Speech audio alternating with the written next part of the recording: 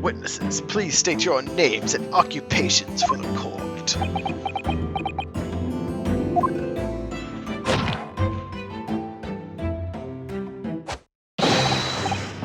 Constable Raleigh Beat, sir. Nothing to report on the streets, sir. I'm Miss Beat. Patricia's my name. Proud to say I'm this young town hero's wife.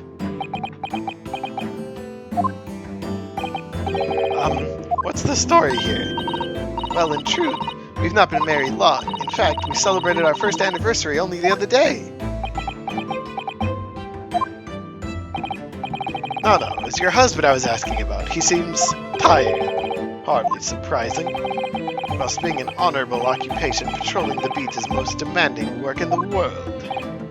Oh, really? I'm sure I've heard that before, actually. Indeed, apart from rare days off, our gallant officers trudge some 20 miles a day, you know. They patrol boarding houses and pubs, collect taxes, survey the streets, check that meters are reading true. They're responsible for keeping the streets clean and lighting and extinguishing our streetlights. There are items on that list that don't sound much like policing duties at all. I would just be falling asleep on my feet. I'd have collapsed long ago. It goes without saying, a policeman's primary duty is the apprehension of criminals. When he's off duty, a constable is expected to investigate and resolve any crimes at his beat. For the London Bobby, he's a man of honor.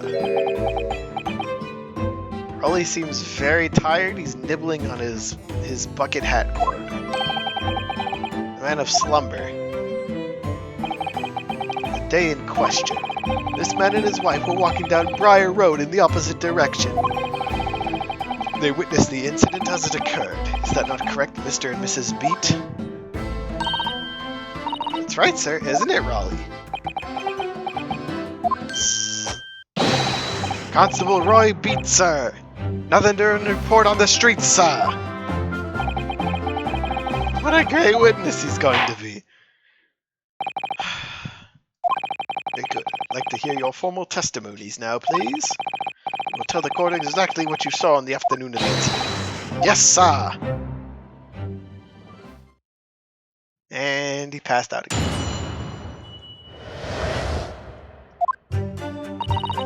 It was our wedding anniversary. Rolly was taking me out for a meal. There was no time to change after work. Anyway, two silhouettes appeared out of the fog on the pavement in front of us. All of a sudden, one of them just collapsed on the floor, and the other scattered something before running off.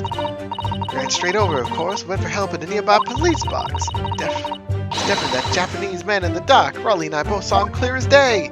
In the fog. The London fog!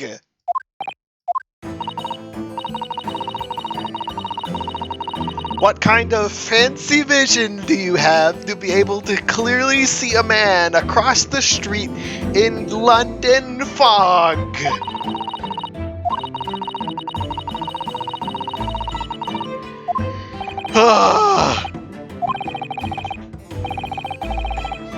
Shut up, Van Zeeks.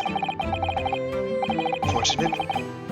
But chancing. And on your wedding anniversary, too. Oh, I know. I still managed to go out for the evening with my man. I thank the Lord for that. Life of a London Bobby sounds very hard indeed. Indeed, however, this cross-examination will be over in minutes, You may well have time to rest this afternoon. What do you mean by that? My learned friend, the witnesses saw the face. How? They are testifying under oath that was without a doubt the accused. One of these witnesses is a policeman, no less. He's sleeping on his feet!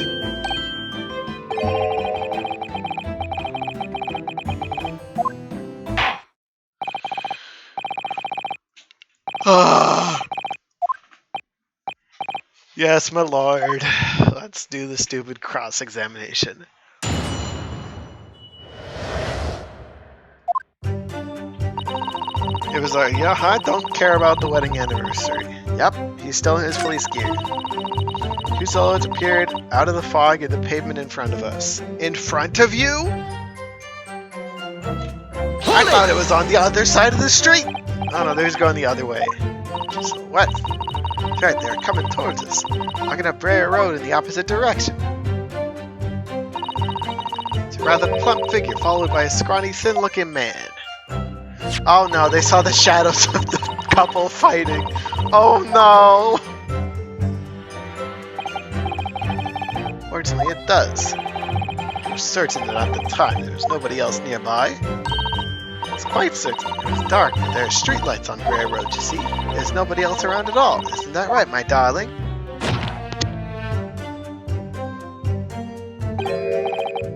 What? Yes, that's right, of course. There was a light fog on the ground. Brer Road is dead straight, and you can see a fairly long way down the pavement. There's the street lighting as well. I didn't see any other pedestrians. Before sleep takes a firm hold, your answer, please, Mr. Beat. Are you quite sure of what you just said? Yes, sir! The copper who spends every day watching the streets, I swear to it, sir. I don't want to pursue that. Doesn't seem like a smart idea. I'm as sure as my love for Patricia is true. Oh, Pat. Oh, Rolly. Boo! Still maintaining there's no one else other than the victim and the attacker. So it seems like that must be how it really happened.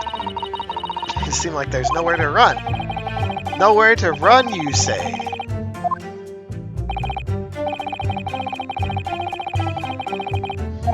Almost like a man trapped between an angry wife and a fireplace. And by a fireplace, I mean a burning fire. Hold it! Tell me more about this. Scattered something? What do you mean? Like water to douse a fire?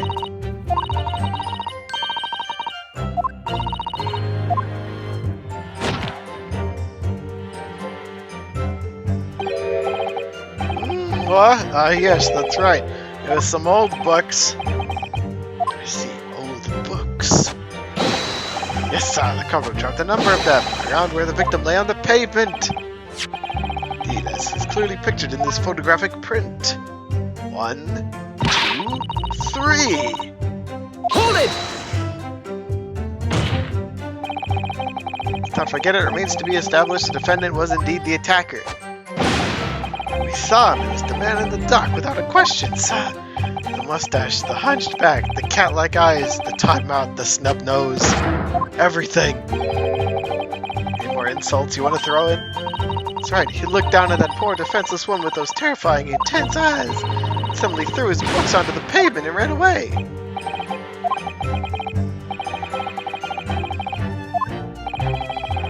We're in the court that this unambiguous testimony comes from a policeman and his wife. Now please, continue. Yes, sir!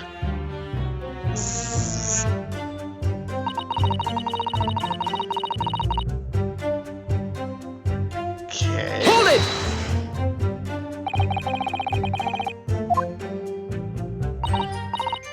I went to fetch help. So you left him to sleep? Oh my god.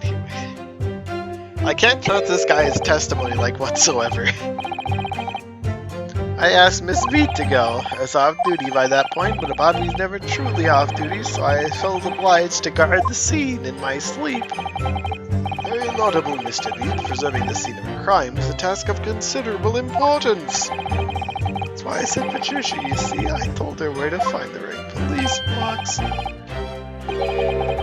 Where's the right police box? Depends on a crime's location, you see, as to who deals with it. Where the woman was stabbed wasn't actually on my beat, so I told Patricia the way to the police box for the beat the incident fell under, so she could go and report it. I ran there as quickly as I could and asked for help from the Bobby on duty. There's nothing more potent than a young couple in love working together, you know. Boo! Get off the stand!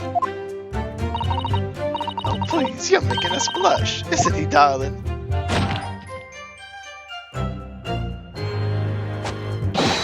Yes, sir, what Patricia said, sir. Let's move on, shall we? It's definitely the Japanese man in the dock. Probably and I both saw him clear as day in the London fog. Surely you wouldn't be able to see his face by the light of the gas street lamps, would you? Absolutely cut. Us Londoners have exceptional eyesight, I'll have you know. Right. Light from the street lamps was more than enough. My husband already told you the fog was only light, didn't he? Huh, yes. And what of the fog? We're famous for it across the globe, I believe. It's an absolute menace to those of us who have to live with it, of course. Oh, it is, it is. It's thick, you can't even see the hand at the end of your own arm. Yes, alright, I take your point. Now, could you stop shaking your husband about? Constant fog makes our eyes very sharp, you see. That's why we can tell for sure and certain that it was that little Japanese man we saw. Can't we, darling?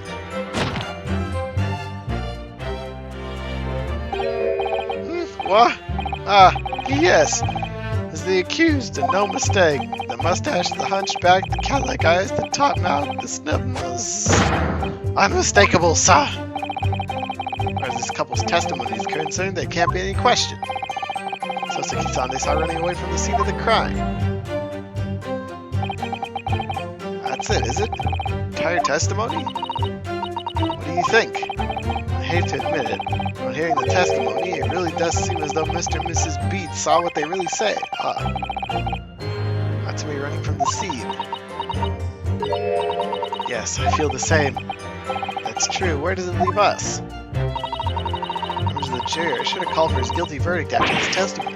Oh no! Kazuma were here. What are you trying to say? I think we would try to find a contradiction somewhere else within their testimony. What do you mean somewhere else? The statement about seeing Mr. Natsume is unequivocal. Unequivocal, yeah. Calling that into question won't help.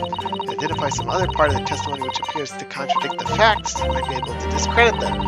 Make the jury doubt their memory. Like the guy was sleeping, or they were in the London fog.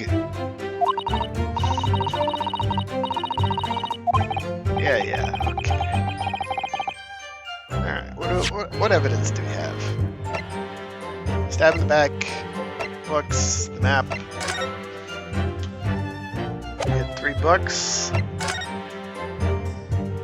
East side.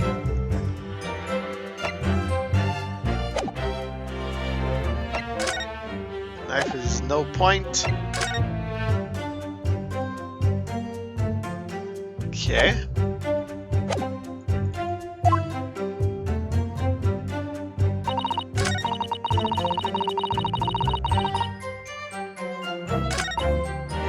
I'll press the statement too. Why the hell not? Time to change after work. You also a member of the police? No. The job for strapping young men only. Women, children, and the elderly can't even apply. I think you can probably see why children and the elderly can't do the job. The girl, he looks ever so handsome in his uniform. It suits you down to the ground, doesn't it, darling? Yes, what Patricia said. What? I just finished my beat. Pat and I were heading back to the station. He's actually planning on getting changed there. Is he talking in his sleep? This is creepy. Oh no, really? I much prefer you in uniform. Sometimes I don't recognize you when I see you in plain clothes. Dear, that doesn't seem healthy. Kindly adhere to the point. You were going for a meal and had already finished your beat for the day, correct? That's right, sir, yes. Although, I wasn't fit to drop, to be honest. So anyway, a whole day on my feet. At least it gives my life, sir. I am a proud owner of this. I'll serve my city and my queen to the end. What's that now? My warrant card. Proof I'm a London copper. With the noble founding principles of the force written on it. Reminded all those policemen of our sworn duty to patrol the streets of London town and uphold the peace of the common man. Sir, such a noble cause, I covered 20 miles every single day, without fail, without a grumble. I know the plodding of my boots are all Londoners need to hear to feel safe and secure. So fighting crime doesn't appear to come into it then. Besides, on one particular day I was looking forward to celebrating my wedding anniversary. Which puts up with a lot being married to a bobby like me. I want to show my dear wife how much I care. Oh, Pat. Oh, Rolly. Boo! What a a charming couple. Their young love is such a joy to behold. Get them off the stand! Exactly! Then kindly describe what happened next. Mr. Lawyer, sir, can I ask you something? Oh, yes, of course. What is it? Well, you keep asking us all these questions about everything we've told you so. Seems like you don't believe our testimony, is that right? Is it? Well, out with it. What? No. Oh, no, it's really not that at all. I was the policeman, remember? And I know what I saw. Remember every last detail. Everything. Oh, I know. What about the books the man dropped? Tell you the names of every single one. Thank you! I love it when witnesses offer up more information to prove their testimony inconsistent because their memory sucks. This lawyer has no idea what I'm capable of. I decided to forgive him for insulting us. I don't think for a minute Rolly will. I don't mean to cause offense. Please, put your husband's fists down. Perhaps you would like the opportunity to supplement your testimony? Might that appease you? Oh, thank you, my lord. That would settle things nicely. Here we go. She's offering to slip up on her own. This is great.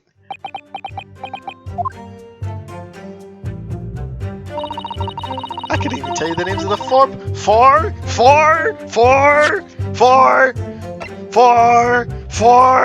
Objection! four. So you're saying that there were 4 books? That's right. I remember all of them. The picture of Monsieur somebody. What's it, yearnings? A meal for someone? The thingummy is something. What an excellent...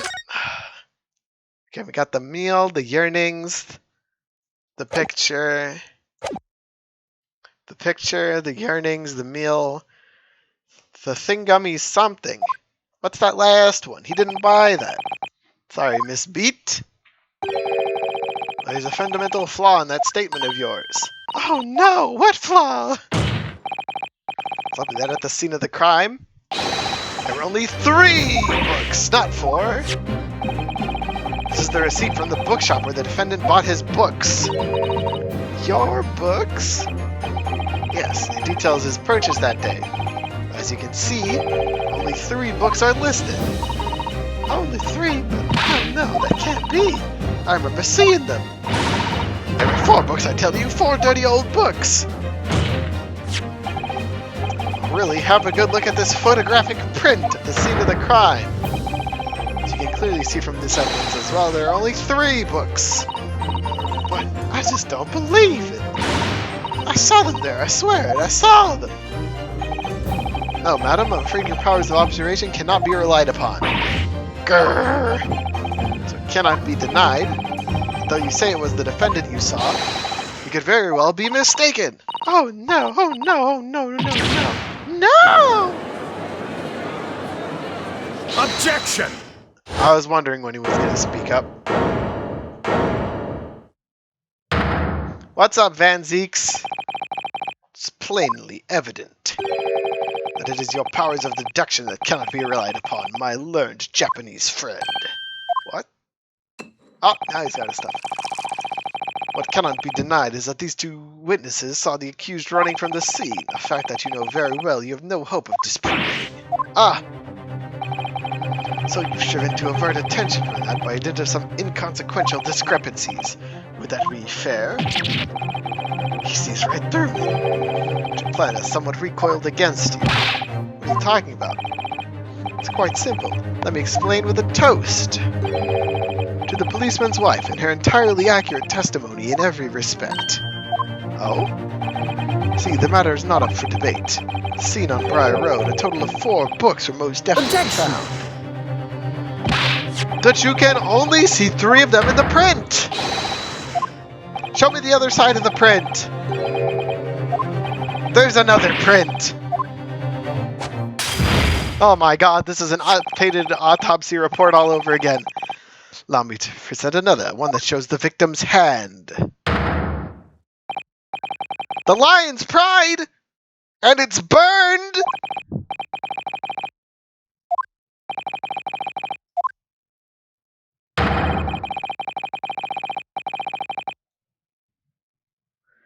What? This belongs to the maid's master husband, dude! This book is in second hand? It got burned that same evening!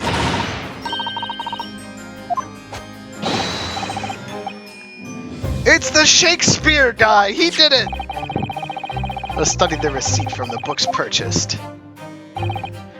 Mr. Beat, the title is once again... Miss Beat, if the title... Just tell me the titles. Picture of Monsieur somebody other. The picture of Monsieur Lecroix. What's it, yearnings? Canterbury yearnings. A meal for someone? A meal for Gabois, in fact. The court has just heard. The witness remembers the book titles flawlessly, save for a few minor details. That's not flawlessly! Miss Beat's powers of recollection can only be described as exceptional. Hear that, Rolly? The gentleman paid me a compliment. Yes, flawless, Patricia is flawless. There are only 3 books on their seat. Miss Beat mentioned 4. There's nothing surprising about that. Clearly the 4th book is that which is shown in this photographic print. The charred book that belongs to the old war general. I'm sorry, counsel, but does that not seem odd? Why should the 4th book be omitted from the receipt? It's not that at all, my lord. The photograph clearly shows the 4th book was found in the victim's clutches. In other words, it belongs to the victim. It belongs to the army general, and the wife maid is in court to prove it. That was holding her own book. I wonder what became of that 4th book. Obviously, it wasn't overlooked by the investigating officers at Scotland Yard. I have it here as evidence. Please observe the singed section in the top right corner of the No. If you open up the book to the center, it'll be in the top right-ish. Approximately. Have the updated photograph. Also have the lion's pride, which clearly belongs to the gent you proved had a wife made. The prosecution rests. I have nothing further to add. Well, Mr. Prosecution, I bet you didn't do detective work with Sholmes, because what the hell is this? Oh, look at this. This book has been badly burnt. You're right, you'd never be able to read it in this state, especially not the latter pages. It's a terrible waste. Judging from the scorched edges of the paper, the damage must have occurred very recently. A book recently damaged by fire. Why does that seem to raise a red flag? Wee-oo, wee-oo, wee-oo. It's raising all sorts of alarms for me. I'm glad we got a good look at that. Now let's look at this. Still don't get to see her face. Why is she holding the book like that? I mean, I guess it kind of makes sense if it was like by her side. But how would she have like holding her book down, walking down the street, arms by her side? She gets stabbed in the back. She falls over, pulls her right arm back, holding the book still. That doesn't make sense. You seem surprised, my learned friend, but your resistance until now has been in vain. Entertaining, yes, but futile. The spurious longer route to the accused lodging that you tried to establish, and the attempted discrediting of the witness's powers of recollection in your cross-examination. But that book didn't belong to the potential victim.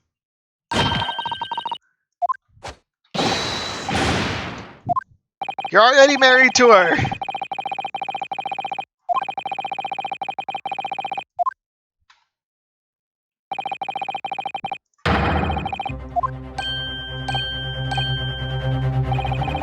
You've heard all of the witnesses and seen all of the evidence. This trial has run its course. I know, but if I fight back in the wrong way now, it could very well make matters worse. Think. What do we do now? Raise an objection. Objection! Not done yet. No, my learned friend. It's over. Last cross-examination was your final chance to establish a credible defense, and you failed. The die has been cast. There's no more room for debate. Might be over as far as you're concerned, but I can't think of what to say. If I may, Lord Van Zeeks, it seems somewhat boorish to close down the debate at this point. Your insignificant little Eastern Isle must be a lawless hole indeed, for a lowly judicial assistant to have the audacity to intervene at a moment like this. Oh. I am, to my shame, still a very inexperienced lawyer. So you'll have to forgive me, but I consider my assistant's advice essential and her opinions invaluable. Mr. Naruhodo. One of this land's great guiding principles is tolerance, so the court will hear you, madam. Go ahead, Susato, please. Very well. Pray, what insight can you give us? What have we all overlooked in the matter which you see fit to pursue? Well, the court has been presented with new evidence, but only after the last cross-examination finished. I see. Do you believe that this new evidence warrants further examination, do you? Mr. Naruhodo, what do you think? It's possible this new evidence might be decisive proof we've been looking for. Now just sure to ask the members of the jury to announce their leanings in a moment. Guys, the burned book. Explain why the crucial... yes. Examine the newly presented evidence as I did that! Thank you for instructing me to do exactly what I've already done and figure out that the burned book belongs to the old general. Defense wishes to present evidence, my lord. Very well, the defense may present one further piece of evidence. Evidence that apparently offers profound insight into the case and has been hitherto been overlooked. Take that! Book! Evidence in question is, we can see from the newly presented photographic print of the crime scene. The fourth book found in the victim's Objection! hand. We've already discussed the fourth book at length. Other than it being the victim's grasp at the time of the incident, no significance has been attached to it. Pursuing the matter further would be a flagrant waste of this court's time, as you well know. Yes, I'm afraid, counsel, I must concur with the prosecution on this matter. When I afforded you this opportunity, you led the court to believe the evidence in question contained a hitherto undiscovered clue. So I must insist you elaborate, counsel. You will identify this clue at once. Do I make myself clear? Yes, my lord. The prosecution is trying to avoid a thorough examination of the evidence, which means you may very well be on the right track. Hell yeah. So, counsel, precisely where is the vital clue to this case, which this fourth book conceals? You see this giant section that's burned? Right here on the back? Ask the court to observe the back of the book in question. The back? What do you... Good gracious! It's been burnt to a crisp! To ask ourselves, why was the victim clutching what is clearly an unreadable book? Undeniably an extremely unnatural thing for her to have been doing. Objection! Unnatural, you say? And what of it, my Japanese friend? Oh. Why, to concede the point, it bears no relation to the case. There is nothing to discuss.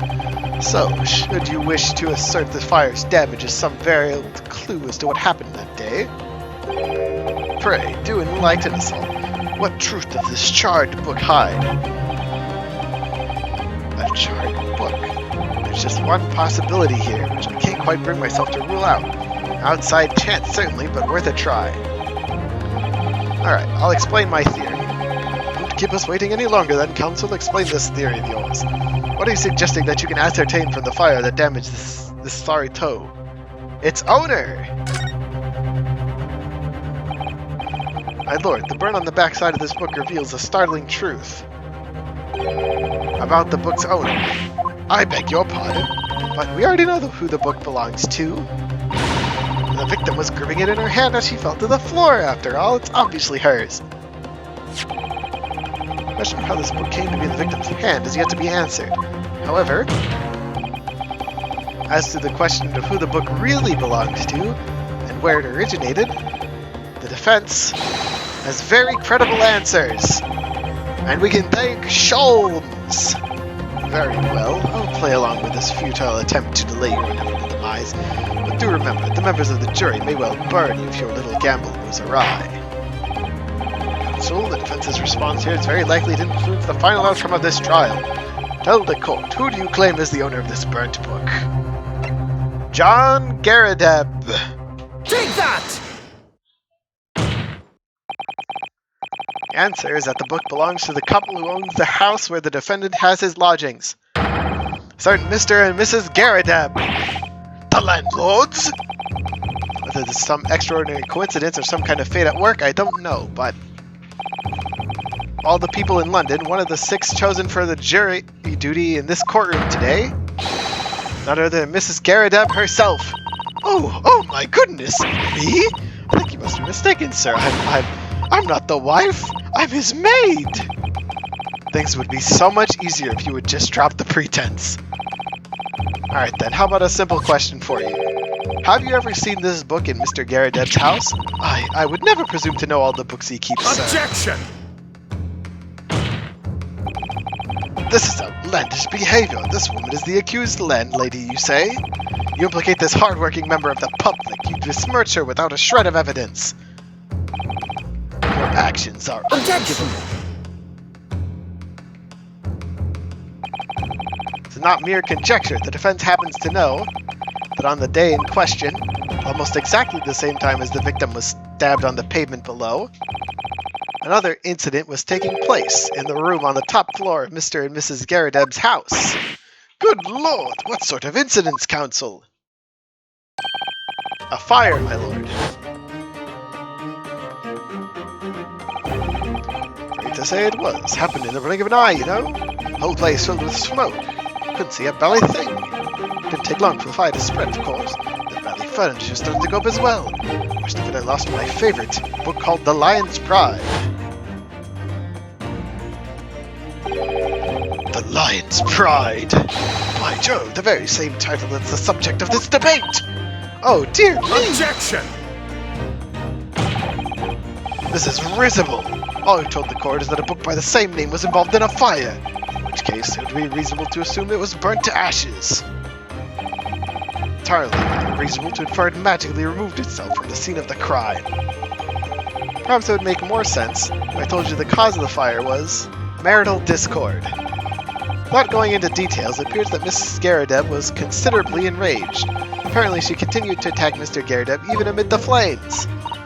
Oh, how awful! I can't ever imagine being so horrid to the one you love. Can you, Raleigh? Dude, you're choking him every time you try to wake him up. Absolutely not, sir. My Patricia would never raise a finger against me, sir.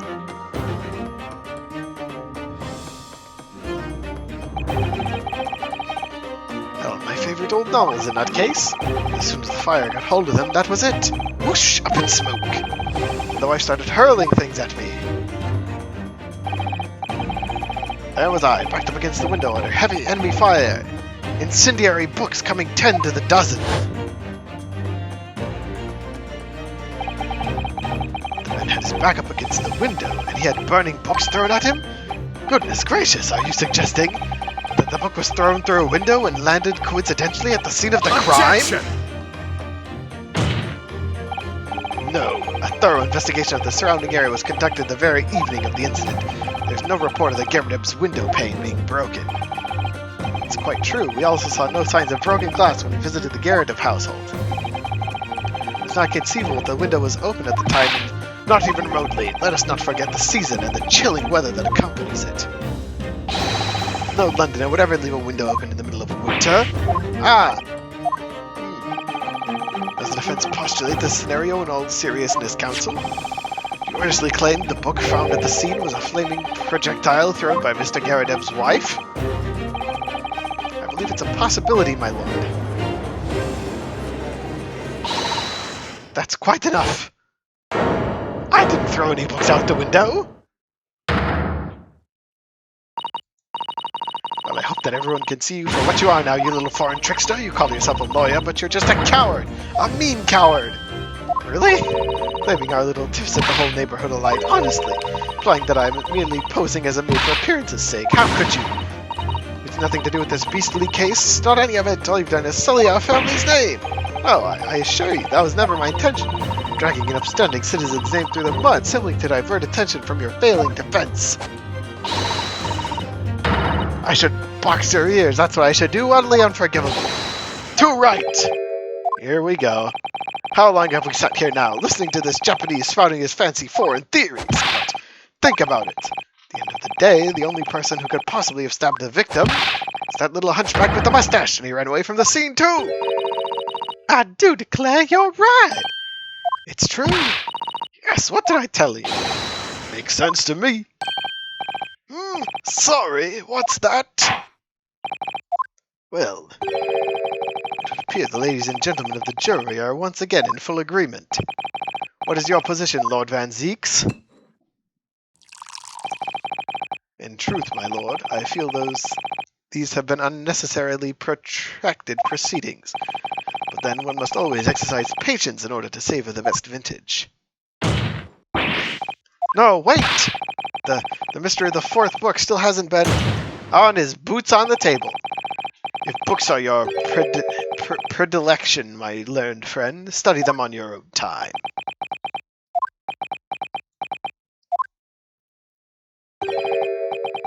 What, no forgive the discourtesy this time? In that case, ladies and gentlemen of the jury, now state your individual decision regarding the defendant's culpability for the court to hear. Guilty. Guilty. Guilty.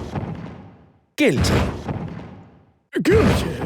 God damn it, even the deaf old man's putting in guilty?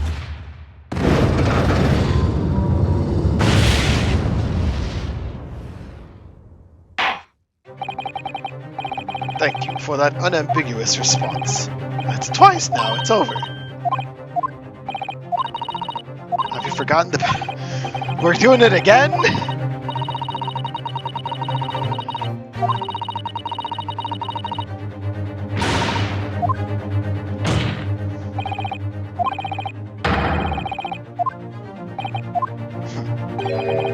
You believe you still have tricks up your sleeve? Don't intend to trick anybody. Intend to uncover the truth.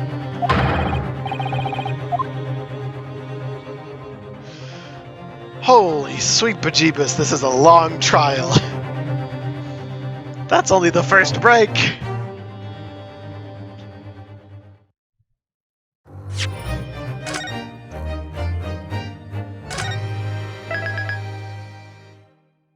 Okay. I think that's going to be it for today's stream. It'll be a little shorter than usual, but this is a solid stopping point, and I don't want to get too into it and end up going for another 2 hours, because then I'd be very tired. Anyways, thank you all for coming out and watching. Next time, we will do the summation examination for a second time, and hopefully drag out the trial a bit, be able to prove some things. Maybe we'll investigate again, and Shakespeare guy will be there, and he's the actual bad guy. But we'll find out then. Thank you all for coming out. I hope to see you next time. Goodbye.